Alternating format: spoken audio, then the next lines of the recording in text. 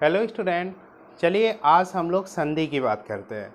हम आपको जानकारी के लिए बता दें कि यूपी टेट की बहुत ही इजी वे में प्रिपरेशन हमारे चैनल पे सारे सब्जेक्ट की मिलेगी। ओके, और इसलिए कि मैं खुद ब खुद यूपी टेट में बहुत ही अच्छा स्कोर किया हूँ और इस समय असिस्टेंट टीचर के पोस्ट पे पोस्टेड हूँ। तो यूपी टेट का बैचेज ले करके मैं आया हूँ अपने चैनल पे। मैं एक एक टॉपिक का वीडियोस बनाता रहूँगा, आपको आपके उपयोगिता के लिए काफ़ी उपयोगी होगा। इसको सब्सक्राइब कर लीजिए चैनल को और भी लोगों को शेयर कर दीजिए। मैं इम्पॉर्टेंट टॉपिक लेकर के ज़रूर आता रहूँगा जिससे आपको ज़्यादा से ज़्यादा फ़ायदा हो। चलिए आज हम एक वीडियो में संधि की पूरी बात करेंगे। हम संधि पे दूसरी वीडियो बनाएंगे जिसमें इम्पॉर्टेंट एग्जाम्पल लेकर के आएंगे जो हर कितनी बार पूछा गया है, उसमें से ढूंढ करके हम ऐसे क्वेश्चन को, ऐसे एग्जाम्पल को कलेक्ट करेंगे जो आपके एग्ज़ाम में पूछे जाने की प्रोबेबिलिटी सबसे ज़्यादा रहेगी। एक से दो, अगर हिंदी आपके सिलेबस में है तो हिंदी से एक दो क्वेश्चन पूछे जाते रहें एग्ज़ाम में, तो ये निश्चित रूप से आपके एग्ज़ाम में पूछे जाने की प्रोबेबिलिटी बहुत ज़्यादा है। यूपी टेट वाले बच्चे तो निश्चित रूप से इसको पढ़ें। Let's start today. आज संधि क्या है? ये कॉन्जक्शन जो है, संधि इंग्लिश में इसे कहते हैं। इसी इंग्लिश आपको याद रखने की ज़रूरत नहीं है। वैसे कुछ बच्चे जानते हैं कि संधि जो है कि इंग्लिश क्या होती है, कॉन्जक्शन होती है, तो इसको याद रखने की ज़रूरत नहीं है। संधि क्या होती है देख लेंगे इसको। संधि दो वर्णों के मेल से उत्पन्न विकार को व्याकरण में क्या कहते हैं? संधि कहते हैं। जैसे ये कभी कभी पूछा जाता है, दो वर्णों के मेल से उत्पन्न विकार को क्या कहते हैं? एक नंबर का क्वेश्चन बनता है कि दो वर्णों के मेल से उत्पन्न विकार को क्या कहते हैं? समास कहते हैं, संधि कहते हैं, रस कहते हैं ना, इस तरह से इत्यादि। और भी कुछ दे सकता है चौथे ऑप्शन में, इनमें से कोई नहीं कह सकता है।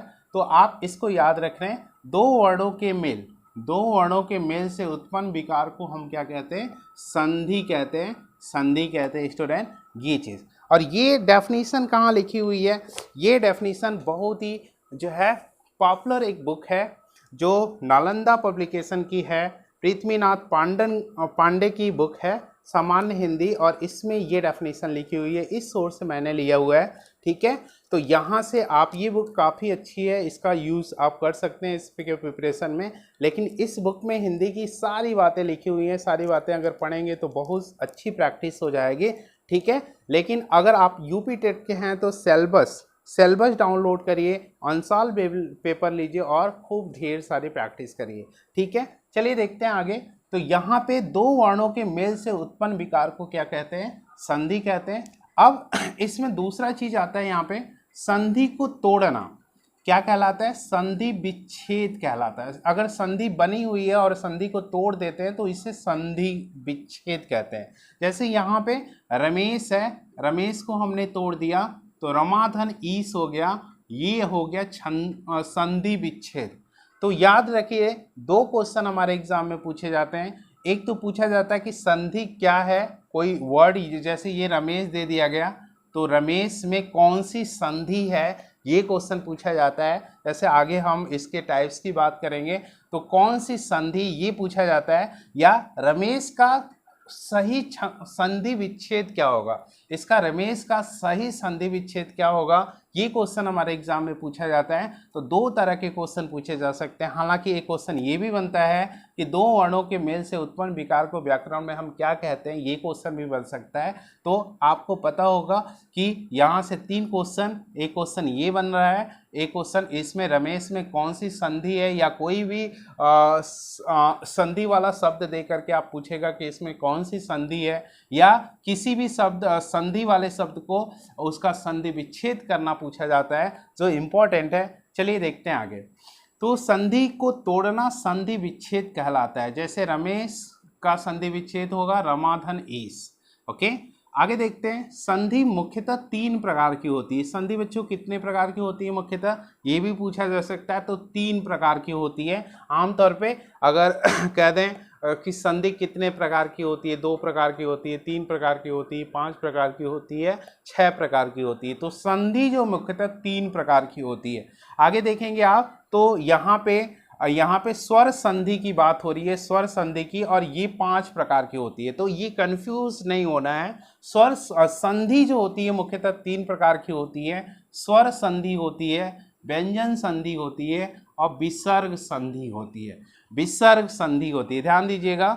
अब आपको आइडेंटिफाई करना है ये 3 प्रकार की स्वर संधि क्या होती है। इसको मैंने बहुत ज़्यादा इंपॉर्टेंट बनाया बच्चों कि ये बहुत ज़्यादा इंपॉर्टेंट है। आप टीचर भी हैं तो आप प्लीज़ माइंड मत करिएगा कि बच्चों बच्चों कह के पढ़ा रहे हैं, ये जो है बहुत बड़े हैं। तो हम बड़े नहीं हैं बेटा, कर्म से आदमी बड़ा बनता है, कर्म से आदमी बड़ा बनता है। थोड़ा सा हमने जो है, हमारा चैनल है फिजिक्स बाय अमरेश सर के नाम से, और मैंने फिजिक्स जो है बच्चों को 12th स्टैंडर्ड कंपटीशन स्टैंडर्ड के बच्चों को पढ़ाया है, इसलिए थोड़ी सी आदत हो गई, तो आप प्लीज़ बुरा मत मानिएगा इस चीज़ को। व्यंजन संधि क्या होता है? व्यंजन संधि, इसकी बात हम करेंगे। विसर्ग संधि क्या होती है, लेकिन हम कंप्लीटली इसी में पूरी की पूरी समरी हम आपको बताएंगे। फिर अगले वीडियोस में हम जो है इस पर और भी टॉपिक लेकर के आए, एग्जाम्पल लेकर के आएंगे। चलिए, हम 3 प्रकार की संधि हो गई, अब स्वर संधि की बात करते हैं। स्वरों के मेल, स्वर क्या होते हैं? 13 होते हैं। अ, आ, छोटी ई, बड़ी, छोटा ओ, बड़ा ओ, री, ए, ऐ, ओ, औ, अंग, अ। तो ये स्वर होते हैं। स्वरों के मेल से उत्पन्न विकार को स्वर संधि कहते हैं। स्वरों के मेल से उत्पन्न विकार को क्या कहते हैं? स्वर संधि कहते हैं। और ये 5 प्रकार की होती है। स्वर संधि कितनी होती है? 5 प्रकार की होती है स्टूडेंट। कौन कौन सी होती है? दीर्घ संधि होती है, यड़ संधि होती है, गुण संधि होती है, अयात संधि होती है और वृद्धि संधि होती है। बच्चों, आप टीचर भी हो सकते हैं, तो प्लीज़ ऐसा बुरा मत मानेगा। वेरी वेरी इंपॉर्टेंट स्वर संधि है और यहीं से क्वेश्चन पूछा जाता है। तो चलिए एक एक करके हमने कुछ ट्रिक बनाई है, और कुछ जो है इशू होता है कि कैसे अच्छे से तैयार कर रहे हैं, कोई टीचर होता है पढ़ा देता, तो मैंने अपने तरीके से बनाई है। जैसे इसका फार्मूला पूछा जा सकता है, तो इसलिए फार्मूला भी मैंने सबका लिखा है। दीर्घ संधि का इसका फार्मूला होता है अक सवर्णे दीर्घ। अक सवर्णे दीर्घ किस संधि का फार्मूला होता है, किस संधि का सूत्र होता है, ये भी क्वेश्चन पूछा जा सकता है, तो इसको आप माइंड करे रहिएगा। इसके बाद इसका कई सूत्र हैं, जैसे सूत्र नंबर 1, सूत्र नंबर 2, सूत्र नंबर 3 है। इसके एक एक एग्जाम्पल मैंने दिया है। चलिए देखते हैं। अगर ये मान लीजिए स्वर संधि है, तो स्वरों का मेल होगा। देखिए, स्वरों के मेल से उत्पन्न विकार को स्वर संधि। यहाँ पे स्वरों का मेल होगा। स्वर मैंने बताया कितने होते हैं, तो स्वरों का मेल होगा यहाँ पे हिंदी में। तो अ, आ के बाद अगर ये हस अ है और दीर्घ अ है, आ है, तो यहाँ पे अ, आ के बाद अगर अ, आ आए, कोई भी पहले कोई भी बाद में आ सकता है, तो हमेशा दीर्घ होता है। देखिए यहाँ पे हमेशा दीर्घ आ रहा है। छोटी ई, बड़ी ई या छोटा ई, बड़ा ई, कोई भी एक के बाद दूसरा है तो ये बड़ी ई होता है। जैसे यहाँ पे देख लीजिए, ये शिव धन आलय, शिव में लास्ट में देखिए यहाँ पे व है, व में ओ आ रहा है, ओ आ रहा है, ओ छुपा हुआ है, और आलय, आलय में आ रहा है, तो ओ आ गया और आ गया। शिव और शिव धन आलय में ओ और आ का मिलन हो रहा है ना, तो इससे मिलन से क्या बनना चाहिए? आ बनना चाहिए, तो शिवालय हो जा रहा है। आ की मात्रा इस पे लग जा रही है, शिवालय हो रहा है। तो ये संधि शिवालय, जैसे क्वेश्चन पूछा जाएगा शिवालय में कौन सा संधि है, तो दीर्घ संधि है। कौन सा संधि है? दीर्घ संधि है, क्योंकि शिव धन आलय इसका संधि विच्छेद होगा। ऐसे आइडेंटिफाई करिएगा, शिव धन आलय इसका संधि विच्छेद होगा।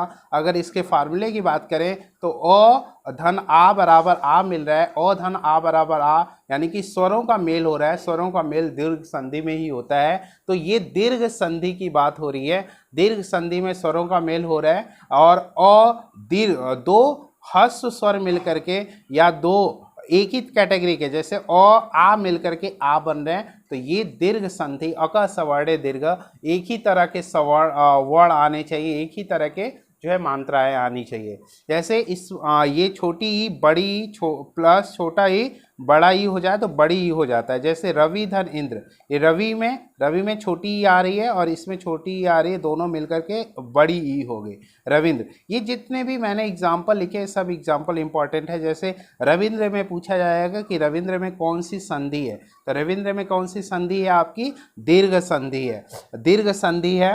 और रविंद्र का संधि विच्छेद क्या होगा, तो ये रविंद्र का संधि विच्छेद होगा। खुद ब खुद ये बहुत ही इंपॉर्टेंट टॉपिक्स हैं। इसके बाद ये ले लीजिए, ऊ बड़ा ऊ फिर बड़ा ऊ। अगर ये ऐसे मिलते हैं, जैसे छोटा ऊ के बाद बड़ा ऊ आ जाए, बड़ा ऊ के बाद छोटा ऊ आ जाए, या बड़ा ऊ के बाद छोटा ऊ आ जाए, इसमें से क्रम कोई भी आए तो बड़ा ऊ ही हमेशा होता है। जैसे भानुधन उदय, भानुदय ना, इसका भी संधि विच्छेद काफ़ी बार पूछा गया है। भानुदय में भानुधन उदय होता है, जैसे छोटा ऊ और छोटा ऊ मिल करके बड़ा ऊ बना जा रहा है, तो भानुधन उदय। भानुदय में कौन सी संधि है, तो दीर्घ संधि है, और इसका संधि विच्छेद क्या होगा, तो यहाँ पे मैंने लिखा हुआ है। अब चलिए हम लोग देखते हैं यड़ संधि के। यड़ संधि का संधि विच्छेद क्या सूत्र क्या होता है, इको यड़चि। इको अड़चि जो है किसका सूत्र होता है, किस संधि का सूत्र होता है, तो यड़ संधि का सूत्र होता है। इसमें जैसे सूत्र हैं, जैसे पहला अगर ई और बड़ी के बाद अगर अ आए, आ आए, उ आए, बड़ा उ आए, ए आए, आए, ओ आए, तो ये जो है देखिए, अ की जगह आ की जगह या, उ की जगह उ, यू, य पे छोटा ऊ की मात्रा, य पे बड़ा ऊ की मात्रा, य पे ए की मात्रा, य पे आय की मात्रा, जैसे आ रहा है उसे ई और बड़ी ई के बाद इस तरह से आए तो ऐसे चेंजेस होता है। जैसे यदि धन अपि, बहुत इंपॉर्टेंट है, यद्यपि में जो है य आ रहा है, छोटी ई है और इसके बाद अ आ रहा है, तो य आ जा रहा है, ये वाला आ जा रहा है, यद्यपि कहा जाए। अगर यद्यपि में कौन सी संधि है, तो यड़ संधि है। यद्यपि का संधि विच्छेद करिए तो यदि धन अपि होगा, या यदि धन अपि में क्या बनेगा, तो यद्यपि बनेगा। उल्टा भी पूछ सकता है, संधि विच्छेद दे करके शब्द भी पूछ सकता है, तो आप इसको ऐसे भी तैयार कर लेंगे, ठीक है। इसके बाद एक उदाहरण मैंने और लिया है, प्रत्युपकार। प्रत्युपकार अगर हमने लिया है तो प्रतिधन उपकार। प्रतिधन उपकार की अगर बात करेंगे तो प्रति ई, छोटी ई है, फिर छोटा ऊ है, छोटा ऊ और छोटी ई मिल करके क्या बन जा रहा है, छोटा ई और छोटा ऊ, ये आपका ये बन रहा है प्रत्युप। देखिए ऊ बन रहा है क्योंकि ऊ आ रहा है ई के बाद, तो प्रत्युपकार बन रहा है, ठीक है। तो यहाँ से प्रत्युपकार में कौन सी संधि है, तो यड़ संधि है, और इसका संधि विच्छेद क्या है, तो प्रतिधन उपकार है, या प्रति और उपकार मिलकर के क्या बना रहे हैं, प्रत्युपकार बना रहे हैं। तो यहाँ देखिए अगला फार्मूला, ऊ और बड़ा ऊ के बाद अगर आ आवे तो उसी तरह से इसी तरह से व आ वा, फिर ऊ, फिर इस तरह से जो है ये, अगर ये तो आएगा नहीं, सेम वर्ड आएगा नहीं, फिर यहाँ पे ई, तो इसी पे उसी हिसाब से मात्रा जैसे ये हुआ था उसी तरह से मात्रा बनती चली जाती है।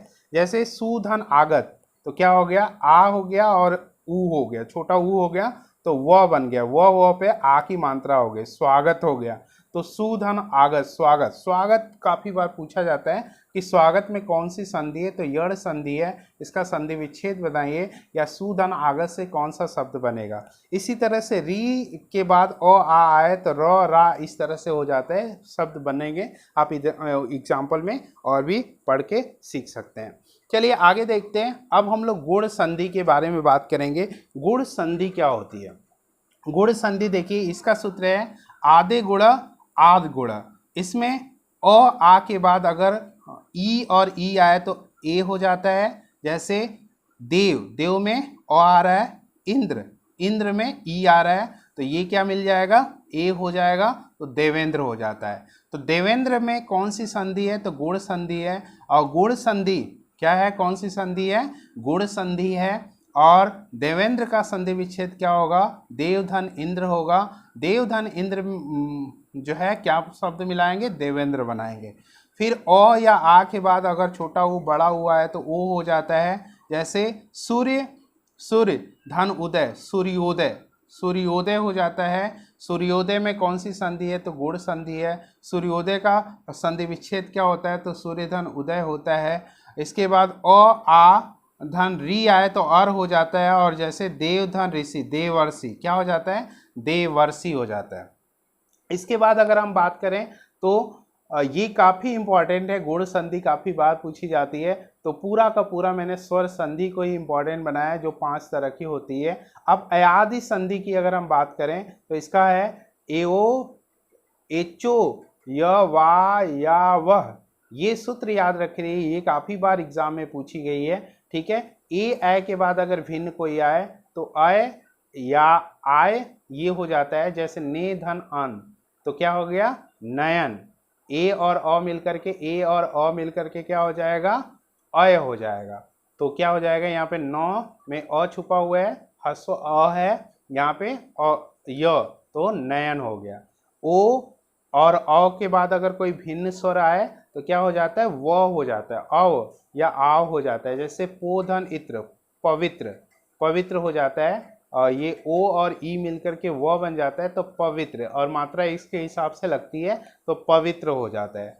और ऊ और बड़ा ऊ मिलकर के अगर कोई भिन्न इसके बाद आए, इसके बाद कोई भिन्न आए तो व और वाह हो जाता है। ध्यान दीजिएगा, व वर वाह हो जाता है। और इस तरह से यहाँ पे री के बाद भिन्न आए तो र हो जाता है। वृद्धि संधि की अगर हम बात करें, वृद्धि संधि की बात करें तो इसका सूत्र होता है वृद्धि रा दैच वृद्धि रेची, ये सूत्र होता है, याद रखे रहिएगा। जरूर सूत्र भी पूछे जाते हैं इस समय, कोई भी क्वेश्चन पूछा जा सकता है, इसको ध्यान रखे रहेंगे। जैसे इसमें क्या है, ओ आ के बाद ए आए तो ए हो जाता है, ध्यान दीजिएगा। जैसे सदाधन एव, काफी बार पूछा गया ये क्वेश्चन, सदैव में कौन सी संधि विच्छेद है, कौन सी संधि है, तो वृद्धि संधि है। इसका संधि विच्छेद क्या होगा, सदाधन एव होगा। सदाधन एव से क्या बनता है, सदैव बनता है। अ आ के बाद ओ या अ आए तो अ हमेशा हो जाता है, जैसे बंधन औषधि बनौषधि। तो इस तरह से आप देखते हैं कि संधि विच्छेद, जैसे हमने इस वीडियो में स्वर संधि पे पूरी की पूरी बात की, लेकिन अगर आप देखेंगे स्वर संधि को जैसे आप तैयार कर लेते हैं तो विसर्ग संधि बिल्कुल आसान है तैयार करना। विसर्ग संधि में हमेशा विसर्ग का जो ये साइन है वो हमेशा लगा रहता है। क्या होता है, विसर्ग संधि में विसर्ग की साइन हमेशा ये लगी रहती है ऐसे, अगर हम बात करें तो इस तरह से विसर्ग का ये साइन लगा रहता है। और विसर्ग संधि को पहचानना बहुत ही आसान है। और इसके अलावा हम टिक बता दे रहे हैं कि अगर स्वर संधि कोई नहीं है और विसर्ग संधि कोई नहीं है तो वो व्यंजन संधि होगी। लेकिन अगर व्यंजन संधि आपको पढ़ना है, जानना है, तो उसका एग्जाम्पल हम लेकर के आएंगे, अलग से डिटेल में पढ़ना है तो आप निश्चित रूप से उसके लिए कमेंट करिए, तो हम व्यंजन संधि पे और जो है विसर्ग संधि पे अलग से वीडियो बना देंगे। लेकिन संधि बस यहाँ पे ख़त्म होती है, अगले वीडियोज़ में हम इसके एग्जाम्पल लेकर के आएंगे और डिस्कशन करेंगे, ठीक है। क्योंकि मेरे हिसाब से स्वर संधि अगर आपका तैयार है तो विसर्ग संधि आइडेंटिफाई करना बहुत ही आसान है। इसके लास्ट में बस विसर्ग जो है चिन्ह लगा रहता है, तो जहाँ पे विसर्ग चिन्ह लगा रहेगा वहाँ पे विसर्ग संधि होगी। और उसके अलावा जो संधि बचेगी, जो स्वर नहीं होगी, जो विसर्ग नहीं होगी, वो व्यंजन संधि होगी। तो ट्रिक मैंने बता दिया। इस तरह से संधि आपको एक वीडियो में, फर्स्ट वीडियो में क्लियर होगी।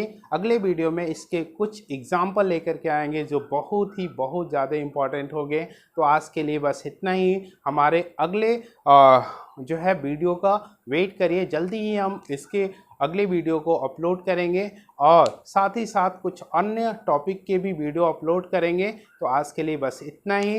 निश्चित रूप से इस वीडियो का अगर आपको लाभ हुआ हो तो अपने दोस्तों में ज़्यादा से ज़्यादा शेयर करिए। यूपी टेट का एग्ज़ाम इस बार आपको क्वालिफाई करना है, टारगेट अपना जो है लेकर के चलना है। आपको आगे भी सुपर टेट क्वालिफाई करना है, या अगर किसी कॉम्पिटिटिव एग्ज़ामों की दूसरी तैयारी कर रहे हैं तो आपका ये वीडियो काफ़ी उपयोगी होगा। Thank you so much for watching this video.